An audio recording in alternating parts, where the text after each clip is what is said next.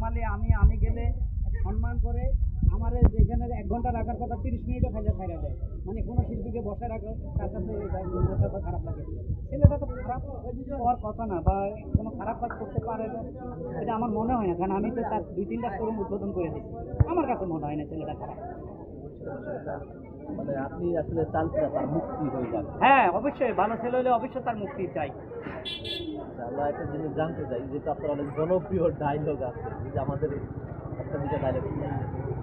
আমার ডায়লগটা আছে সেই নোয়াখালী ভাষায়, মাগো কাগু কাগু কেন কেন আইসেন আপনি বলে ঢাকা শহরে 3 অফিসের কেরানি অন্তে আপনি ভিক্ষা করেন হাইকোর্টের সামনে আগুলি কোনো সাইবাজা মানুষ শুনবো মানুষ দেখেনি যাইব রে এটা কইচ্ছা বাড়ি গেলে তোর বিয়ে করে চাইতেন না। Thank you. অনেক সুন্দর। আচ্ছা ভাই, আমি শেষ একটা প্রশ্ন করি। আপনাকে টাকাতে ধরছিল একটা সময়, সে নাকি আপনাকে দেখার পরে তারা চলে গেছে। আপনি এত জনপ্রিয় মানুষ, সবাই আপনাকে চিনি। এই ঘটনাটা আসলে শোনার কথা, আসলে ঘটনাটা আসলে এটা ইন্টারভিউ অনেক চ্যানেলে দিচ্ছি, মাই দিচ্ছি, সব জায়গায় ইন্টারভিউ নিতে আমার ঢাকাতে ধরে ছাইড়া দিতে, এটা ঘটনা সত্য। ঘটনা হলো সিলেটের প্রোগ্রাম ছিল আমি প্রতীক হাসান আর ডলি সাইন্তনী। আমরা সিলেটে প্রোগ্রাম করে রাত্রে 12টা বাজে ডলি কয় আমি যাবো না, রাত্রে সকালে ফ্লাইটে যাবো। তো আমি আর প্রতীক আর যারা বাজার মিউজিশিয়ান 4-5 জন আমরা একটা হাইস গাড়ি নিয়ে রওনা দিচ্ছি। তো ঠিক আশুগঞ্জের বাউনবাড়ির মাঝামাঝি রাত্রে সময় 3:30 বাজে থাকে, বড় বড় গাছ দিয়ে দিচ্ছে, গাড়ি খাইতে গেছে। পরে ঢাকাইতে রাতে চাপাতি নিয়ে আইতেছে, এইভাবে প্রায় 20-25 জন দুবাইতে আইতেছে। আমার সিট আছে না, আমার ড্রাইভারের অলরেডি পিস্তল ধরি এই শালা নাম কি আছে নামতে বল।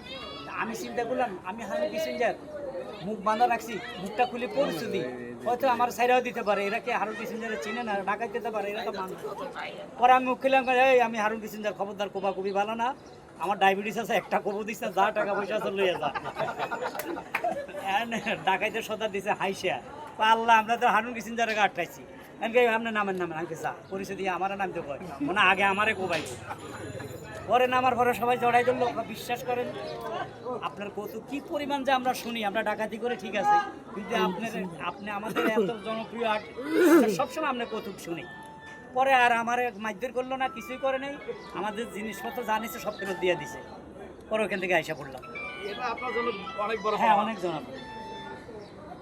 হ্যালো, কাজ করতেছি। হ্যালো, হ্যাঁ কাজ করতে পরে কথা। আচ্ছা, আমি একটা প্রশ্ন করতে চাই।